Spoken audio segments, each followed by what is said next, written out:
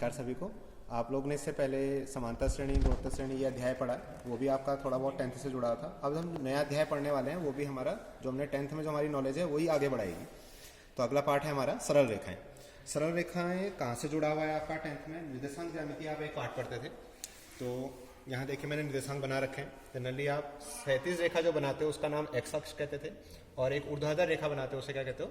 Y अक्ष। जहाँ x अक्ष और वाई अक्ष कट करते हैं एक दूसरे को, उसको हम ओ से प्रदर्शित करते हैं और नाम होता है मूल बिंदु। इतनी बातें आपने पढ़ी है। और किसी बिंदु के बारे में बात करूँ, मान लीजिए मैं एक बिंदु यहाँ लिखता हूँ, तो यहाँ जाने का तरीका पहले हमेशा क्षैतिज मूव करते हैं, फिर जाके ऊर्ध्वाधर। मैंने कहा मान लीजिए इस बिंदु के निर्देशांक x1 y1 है, इसको मैंने p नाम दे दिया। और दूसरा कोई बिंदु मैंने यहाँ ले लिया, इस समझ लीजिए ऐसे x में क्या होगा, यहाँ y में क्या होगा, और ये कोई दूसरा बिंदु है, दूसरा है, इसलिए x2 y2 कह दिया और इसका नाम मैंने pq कह दिया। हमने क्या क्या पढ़ा था? हमने सबसे पहले दूरी वाला सूत्र पढ़ा था, दो बिंदुओं के बीच की दूरी। पूरा नहीं लिखा मैंने, खाली शॉर्ट में दूरी लिख दिया। अभी यहाँ चित्र जो बना रखा है उसके अकॉर्डिंग दूरी जो है वो PQ का सूत्र क्या पढ़ा था? दो बिंदुओं के बीच में आप एक्सों को माइनस करवा दो। अब आपने सूत्र x1 माइनस x2 पढ़ा हो, चाहे x2 माइनस x1 पढ़ा हो, दोनों एक ही आ जाते हैं क्योंकि होल स्क्वायर करना है, plus y1 minus y2 whole वर्ग। ये आपने पढ़ा है, कैसे आया उसका इंट्रोडक्शन यहाँ देने की जरूरत नहीं पड़ेगी। ठीक, ये दूरी होगी, इसकी हेल्प से आपने कई प्रश्न वहाँ हल किए थे।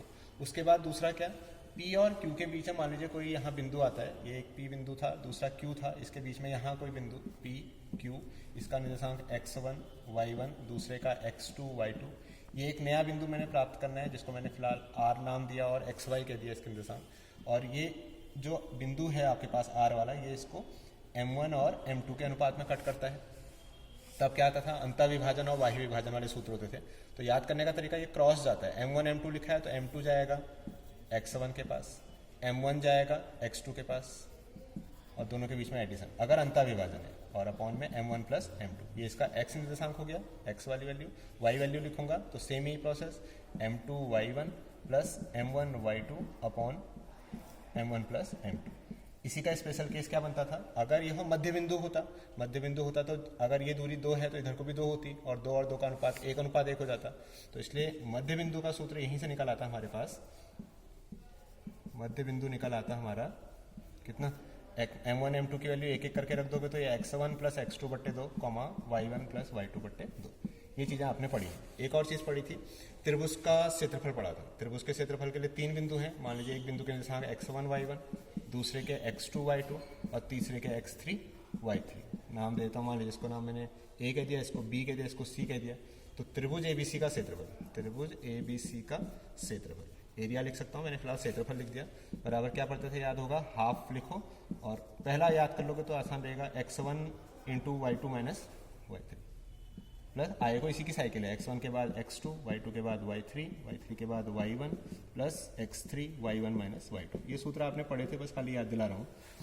और इसी में एक स्पेशल केस ये बन जाता था, अगर ये त्रिभुज का होता तो इस तरह से, लेकिन अगर ये तीसरा बिंदु यहाँ ना होकर के इसी रेखा पर हो जाए, इसी रेखा पर हो जाए तो क्या त्रिभुज बन पाएगा? नहीं बन पाएगा। इसलिए संरेख वाला एक प्रश्न आता था, अगर 3 बिंदु संरेख होते हैं, यदि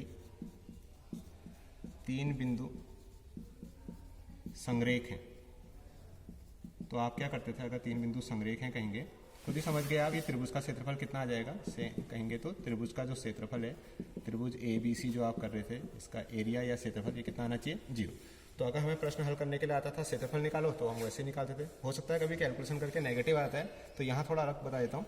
यहाँ आप इसमें क्या लगा लेना? मॉड लगा लेना, ठीक है, क्योंकि कभी भी क्षेत्रफल ऋणात्मक नहीं हो सकता। और इसी का एक क्वेश्चन ये बनता था कि संरेख है दिखाने हैं, तो आप क्षेत्रफल निकालते थे, 0 आता था। ये आपका केवल 10th का इंट्रोडक्शन है। इसी को अभी आगे बढ़ाता हूँ। अब देखिए आगे यहाँ क्या पढ़ना है हमने, रेखाएं कैसे बनेंगी। अब देखिए हमने लाइन पढ़नी है, इसमें पहला टॉपिक आपका रेखा की मैंने ढाल पता करनी है। ढाल को ही प्रवणता भी कहते हैं, और अगर मैं डायरेक्ट नोटेशन यूज करूँ तो प्रवणता को M से लिखा जाता है। ठीक हो गया, ढाल कहते हैं, ढाल को ही प्रवणता कहते हैं। प्रवणता को किससे प्रदर्शित करते हैं? M से, और इंग्लिश में कहेंगे तो स्लोप कहते हैं।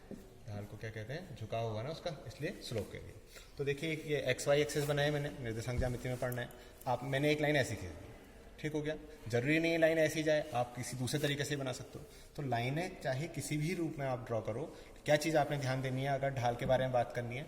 ये रेखा जैसे मैंने ड्रॉ करी तो एक्स अक्ष से, कहाँ से? एक्स अक्ष से धनात्मक दिशा में। धनात्मक दिशा कौन सी होती है? एंटी क्लॉकवाइज डायरेक्शन, जैसे घड़ी घूमती है उसकी विपरीत दिशा में। तो ये रेखा है, ये एक्स अक्ष है, कोण तो ये भी बन रहा है, लेकिन आप देखो ये कौन सी दिशा हो जाएगी, घड़ी की दिशा हो जाएगी। मैंने क्या कहा, घड़ी की विपरीत दिशा वाला, वामावर्त दिशा में। तो कहाँ से मेजर करोगे, एक्स की धनात्मक दिशा में, एक्स अक्ष से धनात्मक दिशा में। ये होगी आपके पास जितने का भी कोण बनाती होगी। मैंने अल्फा लिखा है, उसका टेंजेंट लिखोगे तो ढाल क्या बन जाएगा, टेन अल्फा।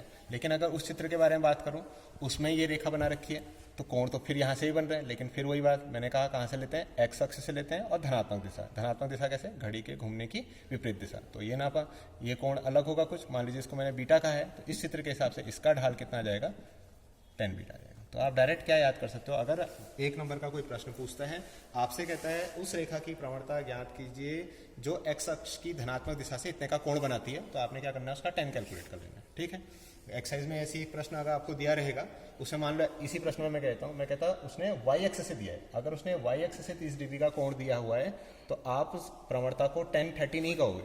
क्यों, क्योंकि यहाँ से 30 बना वाई एक्स से, तो एक्स से कितने का बनेगा, 60 का बन जाएगा।